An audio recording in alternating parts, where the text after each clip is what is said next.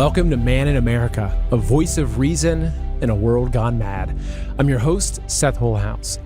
Something that is very important to me is trying to understand the levels and layers of deception that exist in this world. Because I believe that the society around us has been so carefully and strategically planned so that everything that we encounter is something that was given to us with the intention of deceiving us.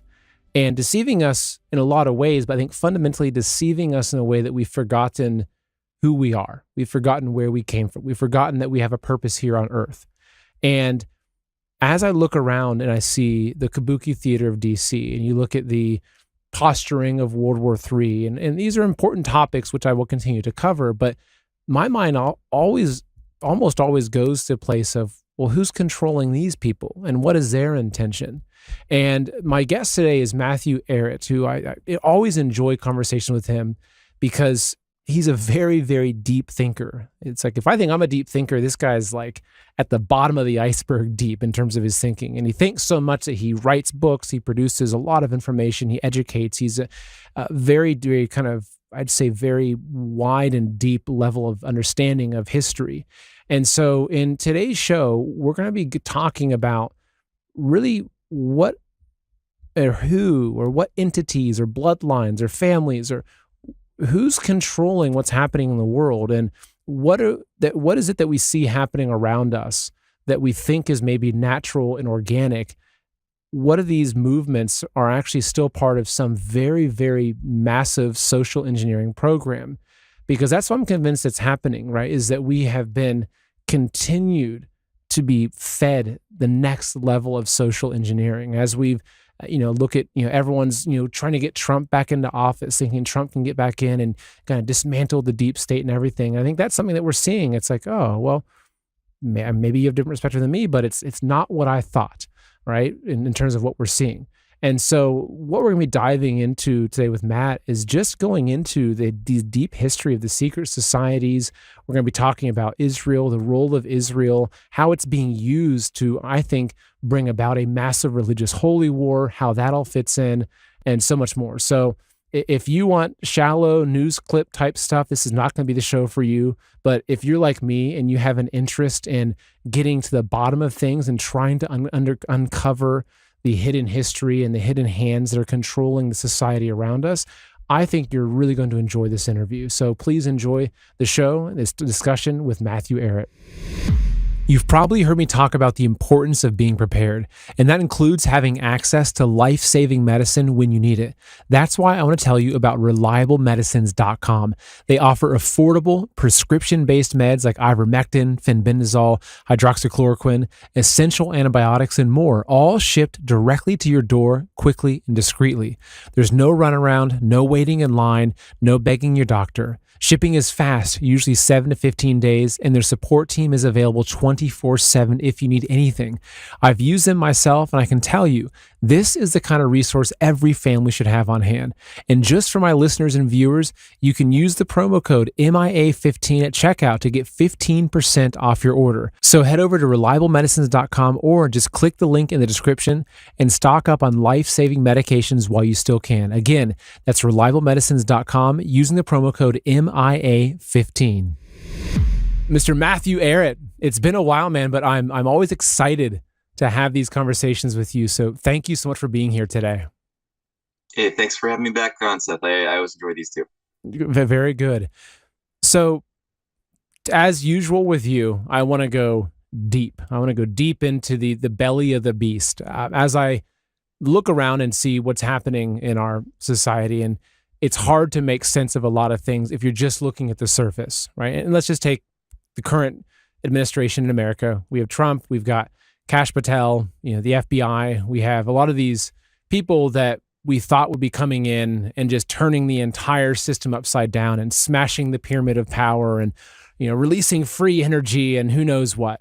But what's been apparent to me through this, and a good reminder, is that I really believe that almost anybody that we know the name of, especially these public figures, they have many levels of controllers above them, and that the the systems and the families and the orders that actually rule a lot of this world go back centuries and even millennia, even going back into ancient Rome. It was happening there. And what I appreciate about our discussions is that you have such a wide grasp and deep grasp of history, and not just the history that we were taught in our history books, which was just memorizing useless facts and dates and everything. And so I think that oftentimes when I can't make sense of what's going on right now in the surface or in this world that we're watching, that going back and going deep into these other topics helps me to make sense of what's going on here. And so I know that you've, I'll pull it up. I know that you've recently released, I think your newest book, right? So the newest book series, getting into Mystery Babylon, the Rosicrucians, unsolved mysteries. And these are the topics that fascinate me the most, because I find that when you dive into this information and you're really open to seeking, that again, it really helps to frame what's happening today. So my first question to you is, when you look around and you see what's happening at a geopolitical level, you see, are we going into war with Russia now? There's all this posturing going on. What's really happening? How is it that Israel is influencing the Trump administration so much, even to the point where he's, I think recently said that he's going to withhold federal aid to countries and cities, to states and cities, and that are not that are allowing kind of anti-Israel viewpoints. Like, that seems very strange to me. That would be it seems to be going against the Constitution, that you're denying federal aid to, say, a disaster area because of a region's view of a foreign country. But again, these things aren't easy to understand from the surface. So how do you make sense? I know it's a broad question, but how do you make sense of the chessboard that we're seeing being played out right now? Yeah, I like how you framed that. You created like the biggest possible space to move in as far as that question. Well, that's a mind like yours. Question. You need that space. I want to give you that space. No, I appreciate that immensely. Thank you there's so many choices that I'm faced with hearing that opening, and I'm going to approach it from this standpoint. Okay, because I know that the hunger to figure out who has been responsible for the disasters that we've suffered as a species, especially over the 20th century, and especially in our lifetimes, as far as the immersion of a world of globalization, this consumer society cult that was not how America was built or progressed for the vast majority of the young American experience. And I say young because, I mean, the United States of America is still a relatively new country in the grand scheme of things. But it's incredible bursts of progress, the upshifts of standards of living, the embrace of freedom as an ideal, the self-perfectibility and the enshrinement of the inalienable rights of the individual, as well as the general welfare. Like, these are concepts that are really powerful. And I do think that they do strike terror in the hearts of oligarchs who believe instead that human beings are made in the image of mud, to be controlled by a master class under a slave-master relationship of feudalism. And that's the way oligarchs always, at least especially the most virulent of the Western oligarchs and these old bloodlines managing much of the transatlantic, but elsewhere too, have viewed the natural order should be basically what we saw if we take a snapshot of like the Dark Ages, the periods of the worst parts of the Crusades, of the Forever Wars 1,000 years ago, and the introduction of feudalism, agrarian feudalism in England with the Norman invasion that happened right before the Crusades began. And that was really the insertion of the idea that human beings who live on a land are going to be the possessions of those who own the land, just like the other chickens and the cows and the other things.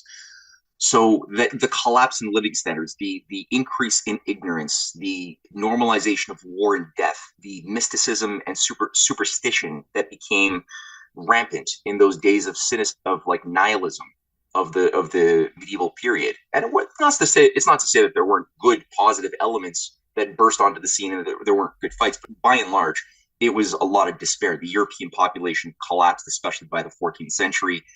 I think they lost something like a third of the population of Europe. So it was a dark age, and that's the ideal state of the natural order of an oligarchist mindset. Now today we're suffering in the end throes of a of a dying empire. Some of it is contrived. Like we're seeing, as you pointed out, certain hotspots that have been like lit, certain flashpoints around the world. The Middle East being a big one. Actually, Also, Matt, Russia's can I say perimeter. something really quickly? I, I, Yeah. I just want to highlight what you mentioned there, because I think that's very important in understanding where we are in history. You mentioned that we're in the end stages of a dying empire.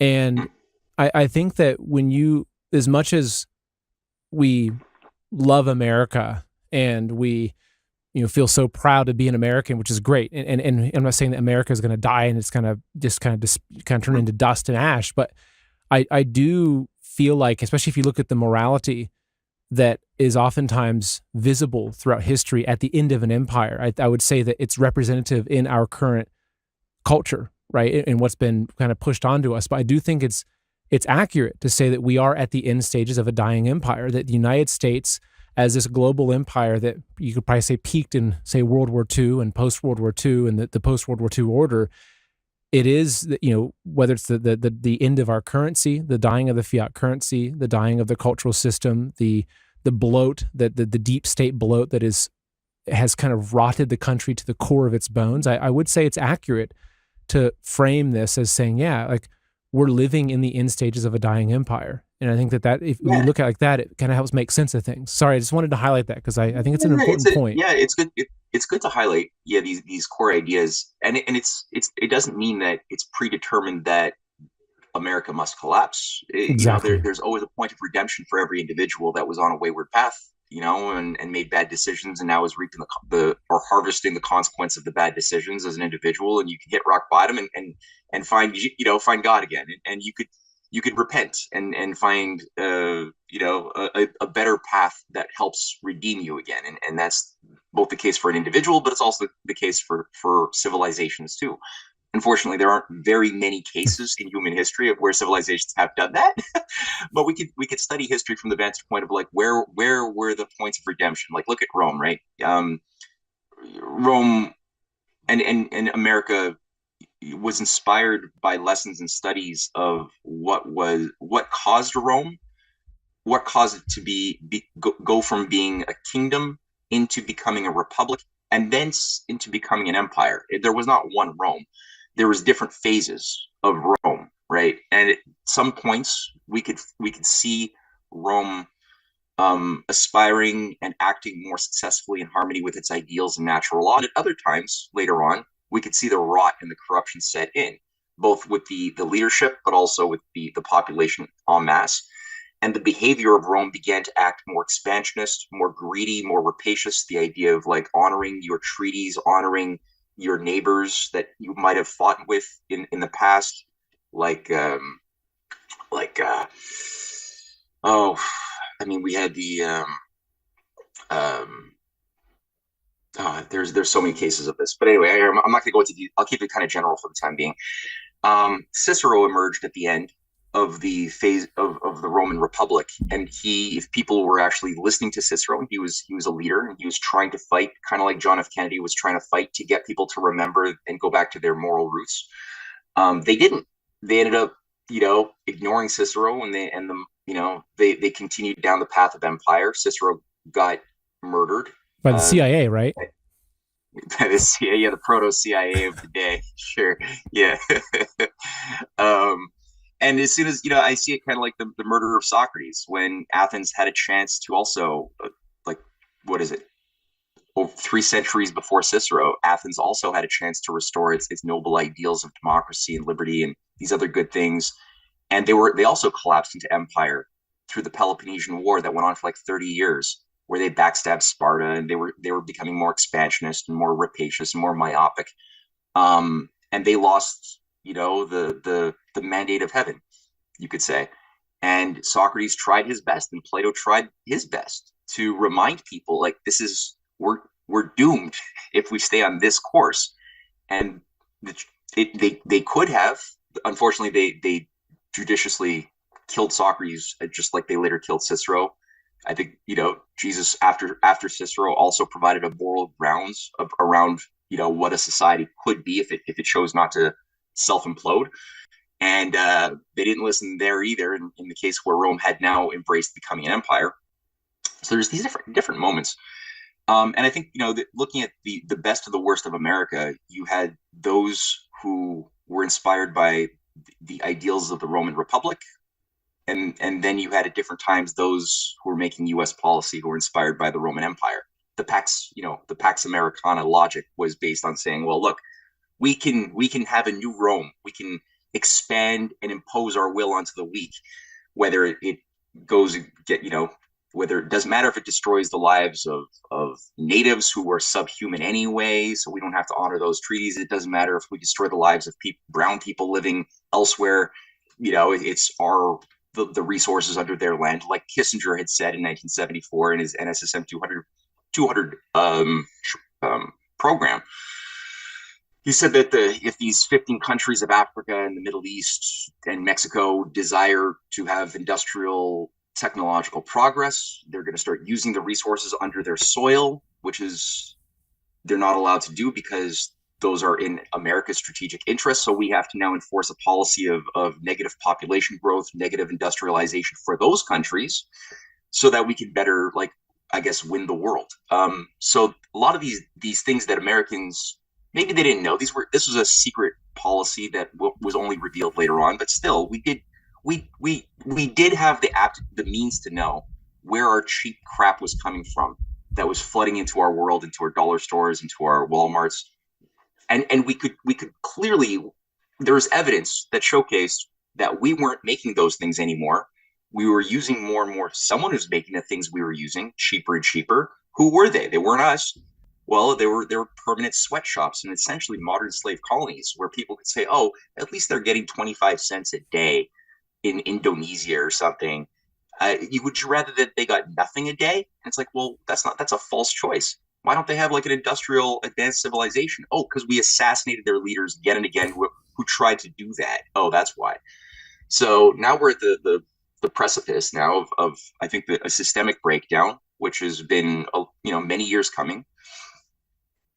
And we have certain things that you can't understand if you just simply try to approach it materialistically or from the standpoint of like geopolitics or economics, and this is where the Revenge of the Mystery Cults books that I wrote play a certain role at just showcasing how my mind is trying to and make sense of the occult nature of some of the ritualistic abuses of humanity, especially that are now culminating with this obsession to rebuild Solomon's temple.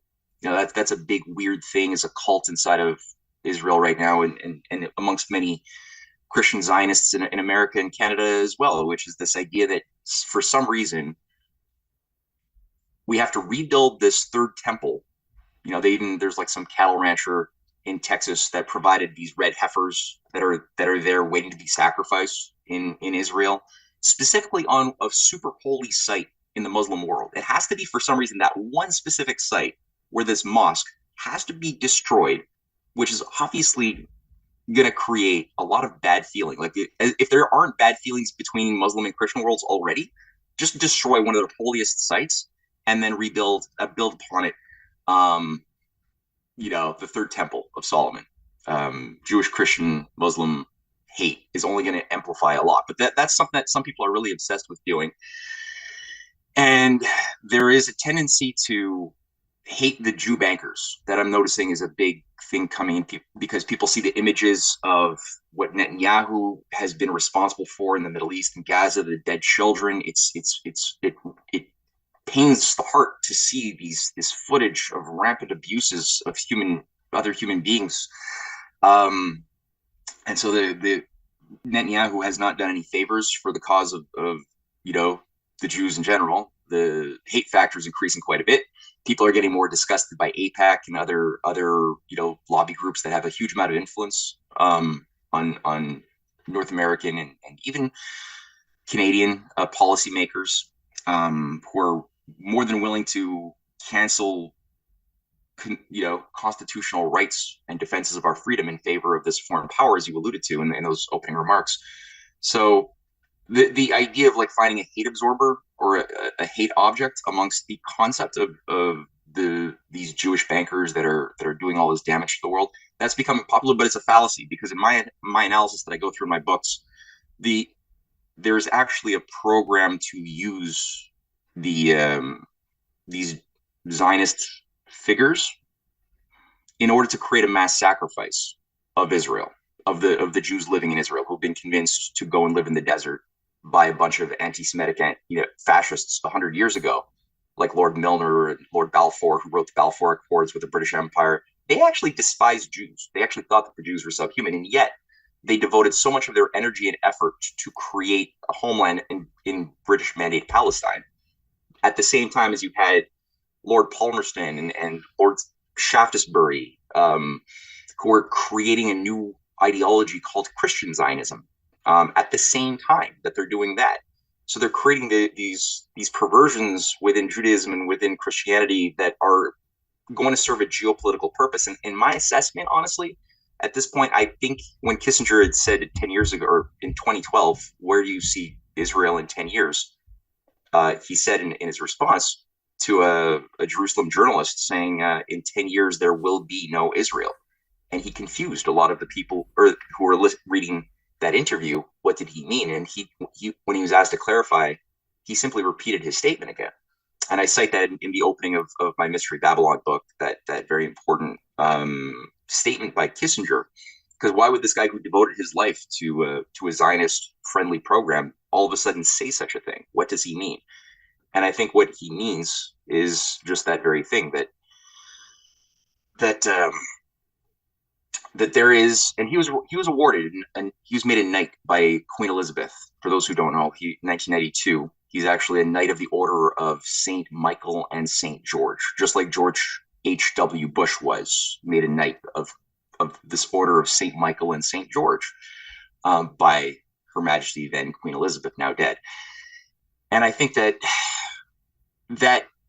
gets us a little bit closer into a causal node of power that has been thinking with a long scale, a long view of history, and that is tied to essentially the same crusader ideology that the chivalric orders of the ancient world, not ancient, but 1,000 years ago, that oversaw this crusade were doing. So the crusades were done as forever wars sparked to get all of the peace and all of the tendency towards cooperation between cultures that was the norm between the 7th century and then the 10th century. Our orientation as Jews, Christians, Muslims, Chinese was to be human, avoid war, have dialogue, work to share discoveries, inventions. And it was a much healthier orientation, but that had to be destroyed. And so these crusader orders were created, like the Knights Templar, that had their headquarters in Solomon's Mines, today right under Al-Aqsa Mosque. That was the Templars. They were obsessed with recreating the Solomon Temple to usher in some new age. So were the Knights Hospitaller, that were a sister order of the Knights Templar. And then you had things like the Knights of the Order of the Garter, the Teutonic Knights that were set up later on. But there was a limited array of these mystery cults masquerading as Christian mercenaries that had initiatory degrees of experience, whereas it was discovered along the way, and people deny this, but I think that there's enough evidence to say that this actually was true, that at the higher degrees of the Grand Master, or, because you had a Grand Master, a lower, kind of a Freemasonic sort of setup within the Templars, at the higher levels of initiation, the worship of demons like Baphomet did seem to become a normalized thing. The androgynous, goat-headed god, was part of the creation of a new psychopathic mercenary class of wannabe godmen. I have a question for you when you get a second. Yeah, sure. So go ahead. Go on. Yeah. Okay, I'll say it and then I'll wrap it up. Yes. And the group saw a virtue in war, in bloodletting, not as being a war. War is not being something necessarily that's geopolitical, but something that was a worship, an honor of their perverse idea of God, this idea of purgative cleansing of the slate of humanity to create new rejuvenations, right? And this idea of human mass sacrifice is part of the logic of uniting the profane and the sacred, which a lot of these mystery cults, they all seem to have this attribute where as you increase in the hierarchy, there's rituals that involve the unification of opposites, moral opposites that break the conscience, break the personality of whoever goes through that. Again, drugs, like different psychedelic drugs, which is not a new phenomenon. That's been around. Mushrooms, opiates, other things have been. Hashish has been around for thousands of years, and these have been used for ritual practices, and that drives people both kind of crazy, but it creates a new sociopathic, normalized breed of leader of mercenary that will manage a deep state type structure, and that is directly tied to what Kissinger was actually doing throughout his entire career as part of a broader empire. And that, I think, I'll just stop right there. That's how I would frame it for people trying to make sense of what is the role of the Jews for good or for bad? Why is there this potential for world war, a mass annihilation of human life, especially concentrated there? What's really going on?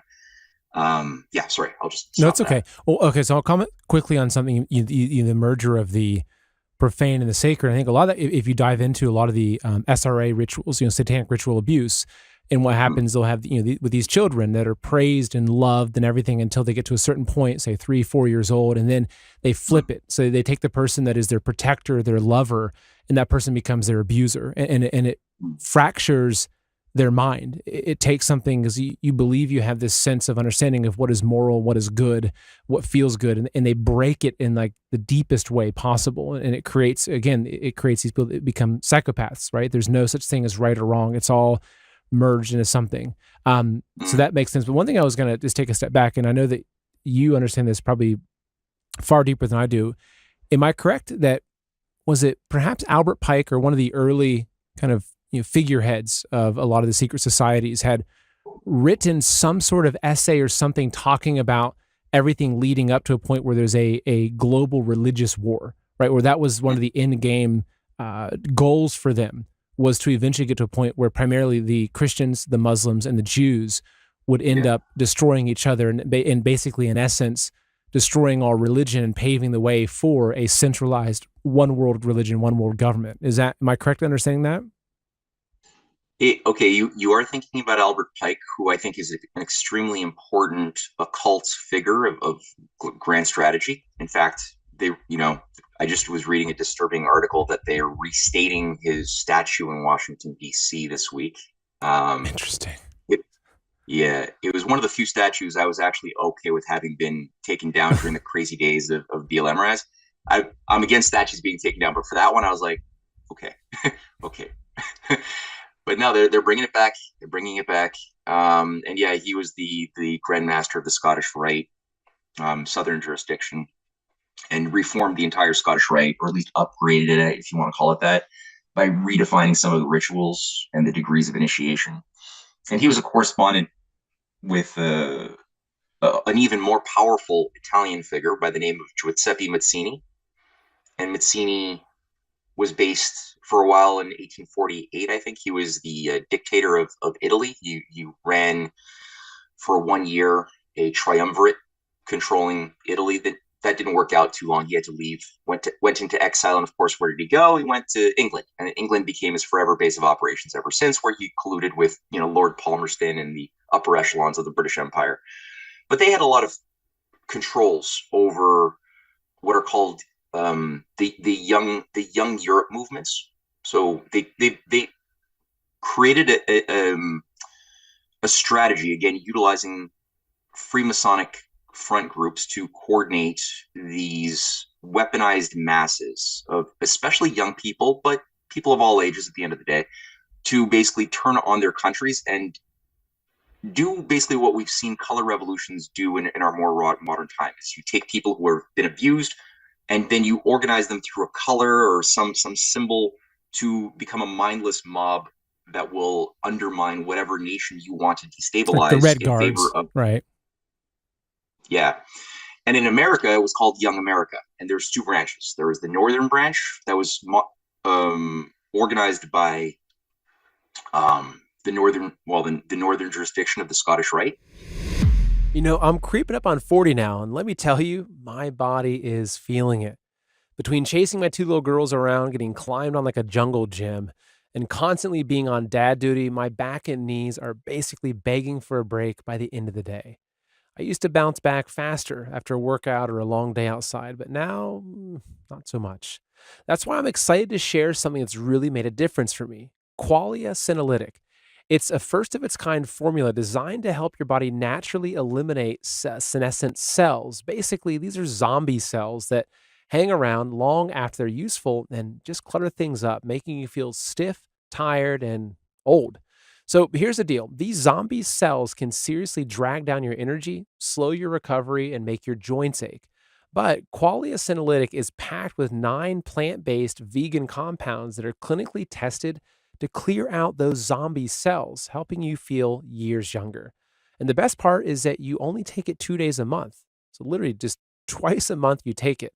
So I've been using it for a few months now, and honestly, it's been a game changer. My soreness is way down, my recovery is faster, and I've got more energy to keep up with my little girls. So if you want to experience the science of feeling younger, go to qualialife.com/Seth for up to 50% off your purchase and use the promo code Seth for an additional 15% off. That's qualialife.com. That's QUALIA life.com/Seth for an additional 15% off your purchase. And folks, your older self will thank you. And a big thanks today for Qualia for sponsoring my show today. And the head of that one was Ralph Waldo Emerson. He was the head of Young American North, and the head of and the whole transcendental movement that he created was largely overseen by a certain British grand strategist named Thomas Carlyle, who ran the Edinburgh Review and was a very, very important figure with Mazzini.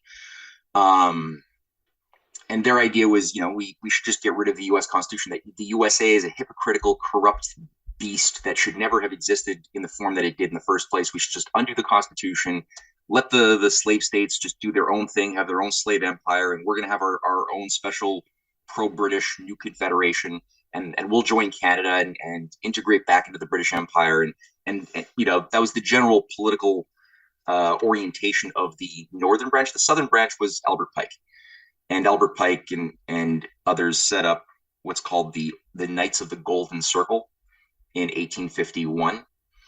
And pretty much the entire leadership of Jefferson Davis, Jefferson Davis, Judah Benjamin, the Secretary of State of the Confederate forces, were all members of the Knights of the Golden Circle, with Pike and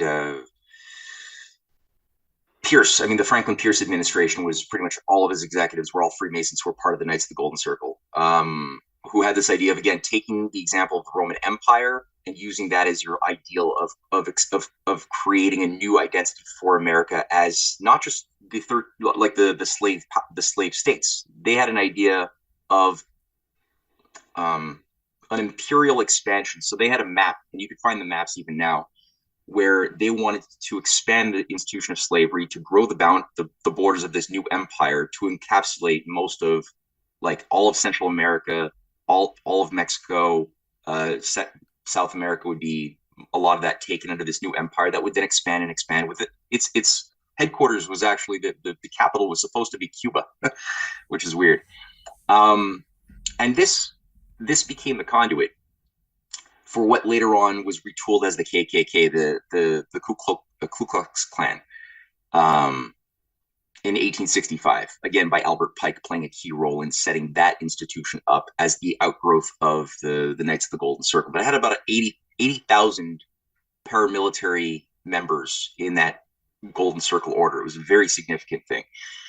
Now there is some fallacies. So though there are crazy, I think, genuine correspondences between him and Mazzini, there is evidence of fakery too that was somehow inserted into the archives of the headquarters of the Scottish Rite that include some, like the famous Pike forecast 3 wars and the rise of fascism and all of these things. That's a famous letter attributed to Pike. In my analysis, I think it was a fake thing written many years after Pike was dead and inserted in in order to undermine the actual very provocative, genuine letters that he's sending to back and forth to Mazzini, that talks about, you know, their worship of Lucifer as the primary god within their strange system. So, but there is a limited hangup. There's a truthfulness. The reason why these things work is because it does. Whoever wrote it was revealing a general intention. Whether, I think they probably wrote it around the 1940s as World War I was winding down, but they put in a lot of truthful aspects of what the oligarchy does want. So it partially it serves a few purposes. But so anyway, why am I saying this? Because if you look at it, the Nazis themselves during World War II and way before that actually had an occult inner secret society that was run through Himmler's Ahnenerbe, and that was called the New Templars. So Himmler himself was a knight of the Round Table in the Wewelsburg Castle, where all sorts of ritual abuse was being carried out. Strange tantric monks from Tibet were being brought in. That's actually they found hundreds of Tibetan monks that were brought in from Tibet into the Wewelsburg Castle to carry out God knows what kinds of experiments or ritual types of abuse. We know that ritual abuse on children was rampant within Tibet. I don't know the details, but that was a weird aspect of why the Nazis were fascinated by sending out teams into Tibet, you know, where one of the key guys ended up befriending, one of the key Nazis ended up befriending and mentoring the young Dalai Lama later, the guy who's now the famous, you know, tongue-sucking Dalai Lama, who's got this weird fetish for getting little kids to suck his tongue on camera. That guy was actually trained by one of Himmler's key initiates back in the 40s or 30s. So they were also looking for things like Hollow Earth. They were looking for like the Vril force. Like the only way to understand the Nazis is to understand, again, this weird continuity with the ancient mystery cults that were running the Crusades, that were run by Templars who had their headquarters in Solomon's Temple, which Albert Pike talks about quite a bit as well. I've cited from his Morals and Dogma his comments about the Templar obsession with rebuilding Solomon's Temple, which he shares, which was behind the creation of the State of Israel itself, going back to the 19th century, and the works by these Freemasonic, you know, groupings around Charles Warren and King Edward VII, who were obsessed with the idea of creating a new type of Judaism that would be based more upon a blood and soil cult that would only get the Jews of Europe and Russia to go into the desert if you terrified them enough and made life as uncomfortable for those Jews living in Europe as possible. So these guys were also ironically promoting an anti-Semitic impulse and propaganda within Europe, within England, within Eastern Europe, within Russia. They were disseminating a lot of propaganda to get the population to turn on these evil Jews that you can never trust. They're just so bad. And it was successful enough. And there were anti-Jewish pogroms in Russia that destroyed the lives of many Jews, torture, abductions. Whole Christian communities were like induced to turn with pitchforks and, you know, onto Jewish communities. And it created like this trauma in the minds of many Jewish groups, which was useful for those who, like Alfred Milner, who was co-authoring the Balfour Accords with Leo Amory and Lloyd George and Lord Balfour and Walter Rothschild. They were very useful at getting them as many excuses or reasons to leave Europe, to get rid of the Jewish problem that way, to purge Europe of the Jews, and to provide as much of a foundation to build this new type of Jewish society, an ethno-nationalist society in the desert that'll serve a number of purposes. The Nazis were also obsessed with this, and this is actually a point of embarrassment for many Jewish groups today, is that they have to admit that the biggest success of creating the State of Israel was done by the Nazi-British agreement of 1933, called the Havara Agreement, which was a deal to pay for the transplantation, relocation of tons of, like, I think it was about 70,000 Jews during the 30s into the Middle East. And Adolf Eichmann who certainly despised the Jews. Ethnically speaking, he despised and thought they were subhuman, but he taught himself Hebrew in order to study Kabbalah and to study the Zohar. And he actually did these things, and was obsessed with getting the Jews in the desert as part of their idea of the Jewish problem, in order to, what I believe is to do what is now happening, but many years in the past. The timeline is off right now, but according to the Nazi idea, it would have been to create an eschatological end times ritual by amplifying both the worst elements of Islam. So you had like Hajj Amin, the British Empire's selection of the lead Grand Mufti of Jerusalem, who was a big collaborator with the Muslim Brotherhood, a Freemasonic outfit, but catered to a Muslim sort of psyche and complex. So you had Hajj Amin being brought in by the British, installed there to help amplify the deep state structures within the Arabic world through the Muslim Brotherhood that he was collaborating with, and that were promoting mass extermination of Jews, Jewish settlers. And then at the same time as that was happening, you had the Jabotinsky groups that were operating through different Freemasonic outlets and that were setting up night brigades, terrorist squads to go and like raid Arab villages and terrorize Arabs in a situation that was creating an inflamed, animosity between cultures that was making it more and more difficult to find any possible harmonious coexistence. Now, Hajj Amin was also working with the Nazis. He met with Hitler, and he was like organizing the Arab world to join the Nazis, and some of them did in the fight against Russia and other things.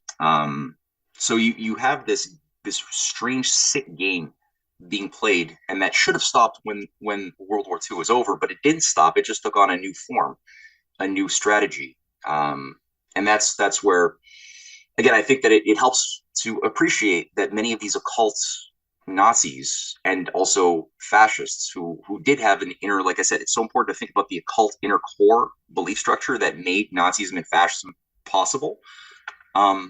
They were never punished. They were brought in to Argentina. They were brought into the United States through Operation Paperclip. They were put to work in Germany, where Nazis like Reinhard Gehlen, Hitler's top intelligence chief, was given control of the Bundeswehr, the German security apparatus and intelligence apparatus that was run by Reinhard Gehlen, unreconstructed highest level Nazi intelligence officer by Alan Dulles. And all of NATO's secret armies continued in different countries, in Canada, in the United States. They were supporting things like terrorist movements in the 60s, like the Weather Underground, or the Red Brigades in Germany and in Italy, which were like nominally, Maoist, Leninist terrorist groups setting up letter bombs. But when you actually look at what was running it, it wasn't Maoist and it wasn't Leninist. It was Nazi. And it was Nazi, both Nazi as well as CIA MI6 managed these groups. And they were done just like the later iteration of weaponized terrorist groups, which grew especially a little bit before 9/11, but especially after that, like ISIS, as proxies to keep the population afraid, terrorized of the unknown, of the other, and willing to give up their freedoms in order for the state to protect them under Patriot Acts and things like that.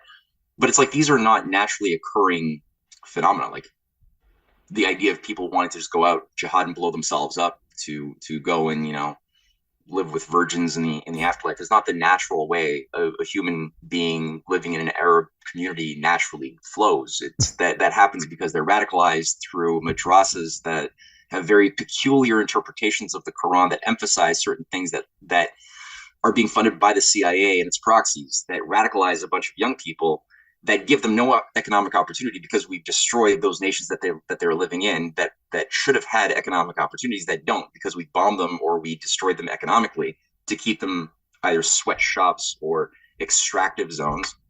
And then people have despair. They don't have an idea of a future, but somebody now offers these kids, $100.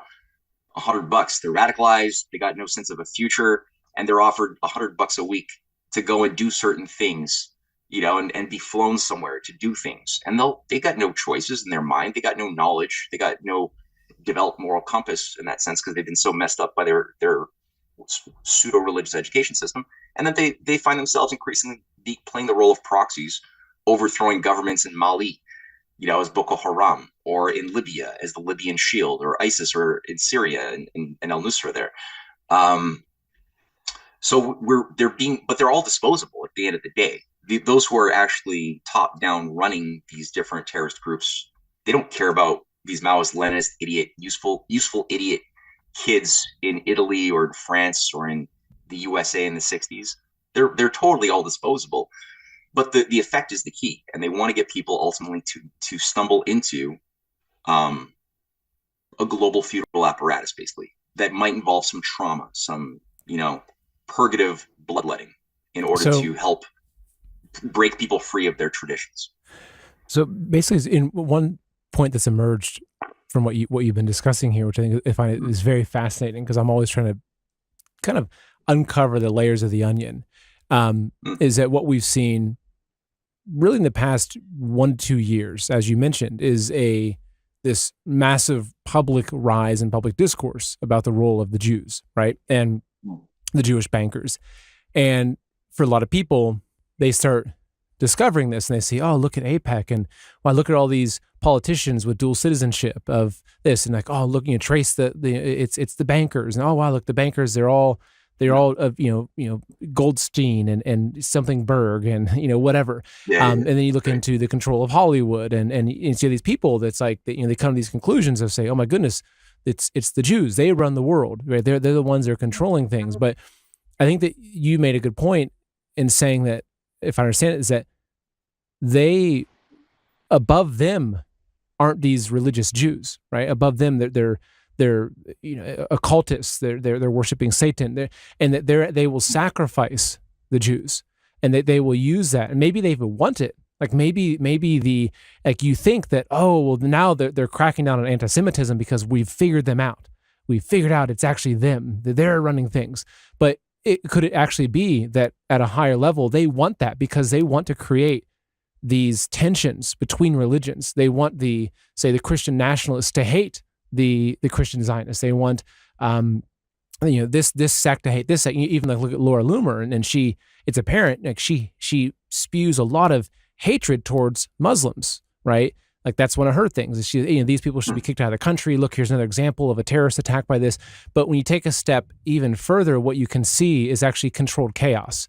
You can see that they, in the same way that during in China, right? They create these groups, right? The Reds, the Blacks, the landowners, and the peasants, and they create this hatred between these groups. And that's what allows them to maintain control and maintain power.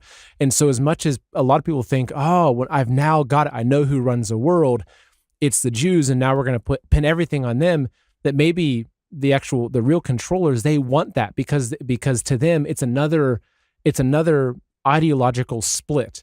Right. Same thing with, say, the blacks in America versus the whites in America. Now you have stronger white nationalist movements emerging, even people forming their own white only communities. Right. Because and I understand completely the idea of wanting to insulate yourself within your own culture and grow amongst your own culture and preserve your own culture, which I think is very important.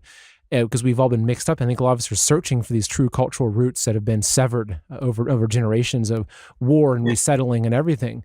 And so from a higher level, even what we're seeing between the Christians, the Christians, the Christian Zionists, the Jews, the Muslim populations, is that we're seeing increased tension. Like if you take a step back, that's fundamentally what's happening, is this strong increased tension where Group A says, oh, it's Group B, right? And of course, if you look and you do the research, like Ian Carroll's done the deep dives into this, whether it's the bankers or the heads of the financial institutions or Hollywood or key people in administrations, you see, oh wow, they're all Jewish, right? Yeah. So that leads people to think that, oh, that must be it. But maybe that's what the controllers want. Like they want people to pin it on someone, because we're still focused on this other person. Because, I used to work in the Diamond District in New York City, for like probably a decade, right? I worked very closely with a lot of Jews, and a lot of Hasidic Jews, very, very serious. And a lot of them were lovely people. Now, some of them were cutthroat businessmen,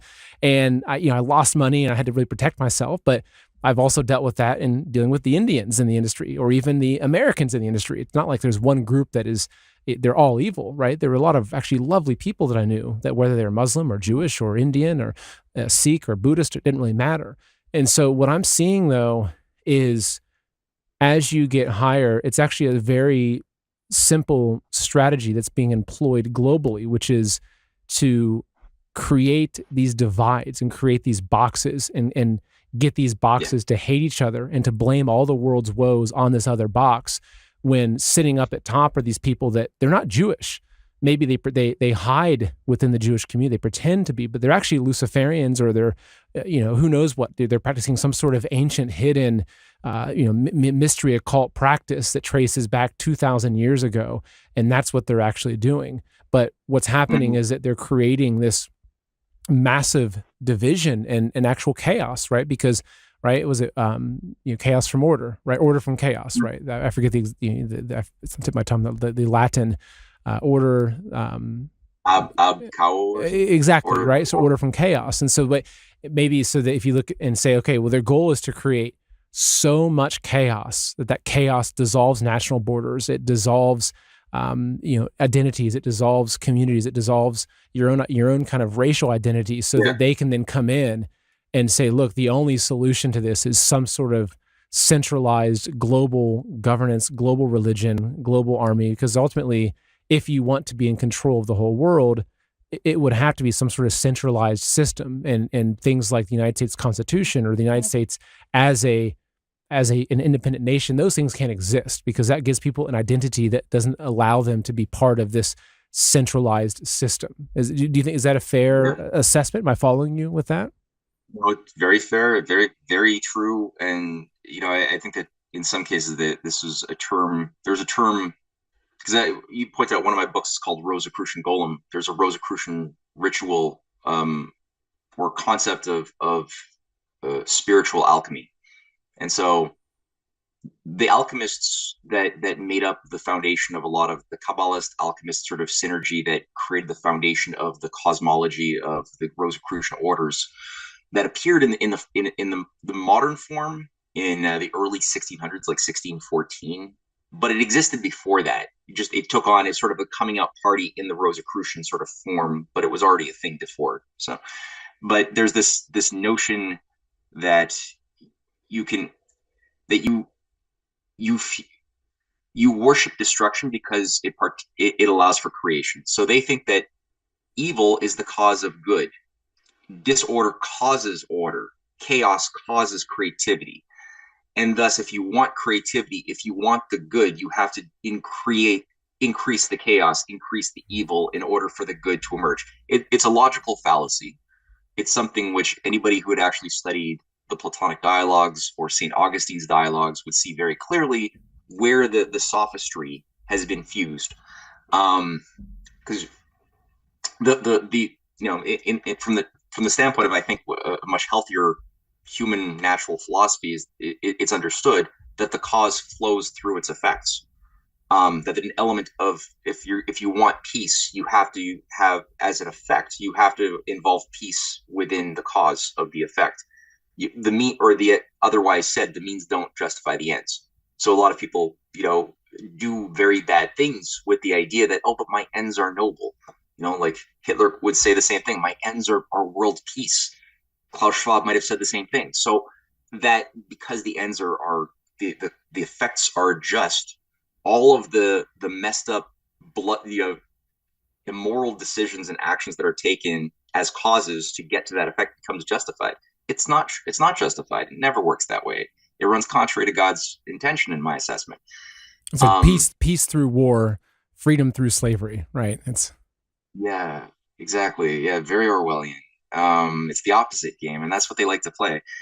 But at the end of the day, like the thing that I hold in my mind is that these alchemists that created things like the Royal Society, like this is where a lot of the thing we are told is modern science, and thus the scaffold through which we're supposed to interpret the universe and human nature and economics and the brain and nature and everything, and the laws of physics and biology.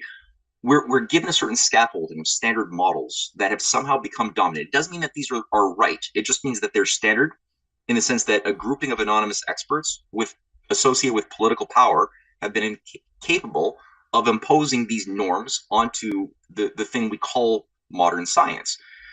But if you look at the origins of a lot of these major standard models in every branch of science, nothing is untouched. You'll find the root of it is found in this Rosicrucian operation that emerged out of the English Civil War in 1650 that gave rise to what's known as the Royal Society, the English Royal Society, that shaped certain characters like Isaac Newton, Robert Hooke, and Christopher Wray, and others were all both alchemists doing black magic on the one hand, and Kabbalism, as Newton was openly doing, and all of his surviving papers have proven that he was obsessed with Kabbalah and numerology and astrology and alchemy and finding the Philosopher's Stone.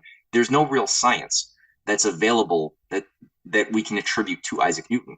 So what appears has been the case is that the real scientists, because the discoveries attributed to Newton were discoveries that somebody made, I don't think it was Newton. I think it seems like when I trace the writings of the great scientists of the continental Europe who made the discoveries of the infinitesimal calculus, the language of nonlinear changes, like Gottfried Leibniz, or universal gravitation, like Johannes Kepler, they were people who were using a method which is much healthier and much more premised around the idea of recognizing the divinity of human beings as being made in the image of a reasonable, loving, rational creator that made creation rational and loving and good and beautiful. And by us making discoveries in a disciplined fashion of utilizing a dialectic internally, a method of investigating our axioms, our self-examined hearts, our motives, by constantly looking inward at the same time as we're looking outward and exploring the unknown to make discoveries, we not only become more mature and more natural, but we get better powers of supporting more people at a higher standard of living. We break free of the former limits of growth that our state of ignorance had imposed on us. And the oligarchy despises that. At the end of the day, that's, I think, their Achilles heel, is that they work very hard to disrupt that natural quality of human beings, breaking free of the limits that are there in all other species of creation. The rabbits' populations are relatively fixed based on the food and their power of reproduction. But that's probably it. If there's no food, the rabbit population collapses, the mommies eat the baby rabbits, and that's what happens to regulate natural populations of things. Human beings could do that if we're being stupid and selfish, but if we're making discoveries, when we encounter scarcity or we encounter boundary conditions, we don't have to adapt to scarcity. We can encourage new discoveries and inventions and improve our relationship to God through science, the higher true science. And that's what I think the oligarchy has just been obsessed with derailing. And they can't destroy science. So the best thing, if they'd prefer to destroy it, they would like to destroy it. But if they can't destroy it, the next best thing is to try to co-opt it and then redefine what this thing called science is, that creates these artificial divides between human beings and faith, and the idea that science is about secular rationality. That means we can't believe in God anymore. We can't believe in moral principles anymore because science, that's false. Science will never improve that way. You can memorize mathematical formulas and you can use techniques to manage things, but you won't be able to improve science. You'll always be adaptive, like some Darwinian animal in a cage, which is why they want Darwinism to be promoted to justify the system of political controls that they want us to adapt into. Like we're seeing so many people not think outside the box when it comes to, 15-minute cities, or like what we know what doesn't work, but what does work. So few people seem to even have an inkling on how to think in those terms. So, yeah. So this is so fascinating. This is why I enjoy these conversations. And so you touched on something, which is, you mentioned their Achilles heel.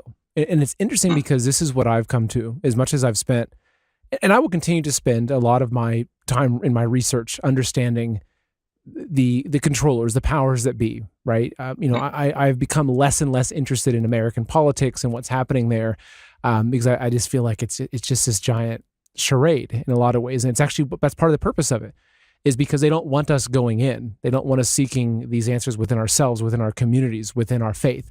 They want us to try to seek these solutions via the ballot box or via some celebrity that might do something really important, right, to advance a cause. Or look at what happened with Elon Musk. Elon Musk starts talking about the Constitution and some of these things, and all of a sudden you have all these people that were probably, very anti-technocracy and everything now are worshiping Elon Musk, right? These strong conservatives. Oh, he's the hero of the MAGA movement. Yeah, he's up there with his Baphomet suit on, wearing his dark MAGA hat, and there's all these indicators that maybe there's something not right about this, and maybe we shouldn't put him up on this massive pedestal and think that he has the best interest, because maybe it's part of some somewhat calculated goal to kind of lead us into some sort of technocracy, perhaps, right? And so. But what I've come to is that the real solution in a lot of ways is just going inward to ourselves. So, really fortifying our own ideas and principles of virtue, our own faith, building strong families, strong communities, building resilience among those communities. And I think worrying less about what the politicians and what the elites are doing, and just focusing on that, what I think is the most important aspect of the foundation of America is this recognition that as a human being, I have rights that are God-given rights. And those rights supersede any government. Those rights supersede any billionaires, any trillionaires, any ancient bloodlines, that those rights actually are more powerful than the most powerful families on earth, because those rights, I truly believe, were given to me by God, and they're recognized by God. And I think that the tactic the evil has used is to make us forget that, and make us think that the rights are given by man, and make us think that we have to go ask for permission from man for these rights. And so I think that this is what I'm seeing is like, okay, what's the solution to all this? It's like, okay, well, we're ruled by secret societies on top of secret societies, ruled by Luciferian, occultists and all this stuff, right? What do we do? And it's like, we just go back into our own selves, right? Because God, I believe that God is in all of us. God can speak to us, right? We have a soul, I believe, that was created by God. And that's something that, again, supersedes all of this. And actually, in a lot of ways, it simplifies it all as well. No, but I agree. I mean, that is the most important thing. Like, a lot of people, they skip steps, and that's part of the way the Mazzini program was able to subvert and operate, was that they were able to rally people around a sense of justice and a hate of injustice that these people in their target populations, whether the young Europe movement, here I'm talking like the 1840s, 1850s, or even the color revolutionary people, the people who were targeted for manipulation to overthrow their governments in Ukraine or Georgia in 2003, 2004, 2014, or the Arab Spring. A lot of it was made possible by a bunch of young people who had legitimate grievances to real injustices that they despised. They had despair of the future, but they didn't take the time to properly understand themselves, their soul. They didn't self-examine their priorities and get to know who they were and what they were made out of before they jumped straight into premature action. And thus they didn't take the time to understand what was the terrain that they're operating in. And before they knew it, they were participating in the self-annihilation of their own society and the foundation upon which their kids would be able to have a future. As we're seeing now, so many young people being sent to the front lines in Ukraine to just be killed in a proxy war to weaken Russia, and they're all disposable. But these are the kids of a lot of people who participated in these democracy, Soros-funded democracy movements that overthrew governments that actually were viable, were trying to look out for them, but they were stepping on the toes of the city of London. So I think you're right. Like, we definitely need to spend a lot more time self-examining and like building up a proper character for ourselves through the relations that we have. And I wouldn't encourage people to necessarily like let go of action. I think that action is important, and thinking about top-down policy is very important. But to just do that without doing the most important thing, like you said, like strengthen the commitment to God and read Platonic dialogue. Like I tell people, like, hey, they're like, what can I read to help me understand how to fight the empire. I'm like, well, read Plato. Like, I mean, just read the Platonic dialogues. He's, it's like going to the gym. We care about like eating and drinking well and going to the gym for the body. But I mean, to strengthen the mind, he's giving us all sorts of tools in those dialogues on how to expand our appreciation for the things that the oligarchy is afraid of. That's basically the thing, and when you know that you have an enemy that's evil, look for the things that it is afraid of, right? And I think the same thing can be said for the early Christians too. Like they were unbeatable in that sense, though they weren't necessarily trying to take political action and take control of Rome. But it was a phenomenon that was like a breath of fresh air. It was light in the darkness, that people had such normalized evil all around them in the pagan Roman world, that when all of a sudden you had these sublime messages and teachings so reasonably delivered and with such sublime, self-dignity by people who were despised, but yet they were so, good, and they took even threats to their lives with grace. Like this is the sort of thing that I think we really need to explore a lot more of at this time, for sure. So yes, I endorse your remarks. It's my long-winded way of saying I endorse what you just said. That's great. Well, Matt, in conclusion, I think we keep going, and we'll do this again, sooner than we did, between this and the last show. I want to pull up your Substack, which is important. I'll make sure the link is also in the description. Just Matthew Ehret. .substack.com, and your last name is Ehret, so Ehret. So your Substack is a wealth of information. On top of that, you've got multiple books. You're producing stuff constantly, right? Which I really appreciate. So I encourage people to go follow you on there. Let me pull up your Twitter account, which I'll put in the description as well. It's let me just refresh that real quick. It's just Ehret_Matthew. This is your Twitter account. Matthew, it's been great speaking to you. As usual, I feel like that my mind has expanded and I have a lot of things to think about, and I need to go dust off my copies of, Marcus Aurelius and Plato and some of the earlier thinkers, to kind of hone my thinking skills, which is important. But I appreciate what you're doing. I appreciate giving me your time and just the effort that you've put in researching and not just researching for your own self, but researching so you can then educate people. And I think you've done a great job of doing that. Thank you, Seth. I appreciate that immensely. Take care. Take care, man. You probably think your 401k is safe, that it's growing, that it'll be enough for your retirement. But what if it's not? Here's the truth most people never hear. Your 401k was never designed to make you wealthy. It was created in a corporate boardroom to shift retirement costs and investment risk onto you, designed to keep your money trapped, exposed to Wall Street crashes, inflation, and uncertainty you can't control until now. Right now, Americans are taking back control by turning to real assets like gold and silver.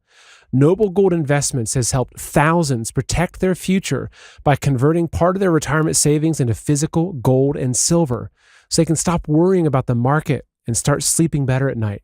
So talk to Noble Gold today and learn how safe and easy it is to roll over your 401k into a tax-advantaged precious metals IRA without penalties or headaches.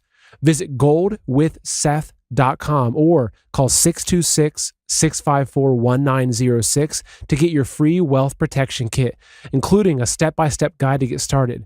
It's time to get your money out of the danger zone and into something real. Again, that's 626-654-1906 or gold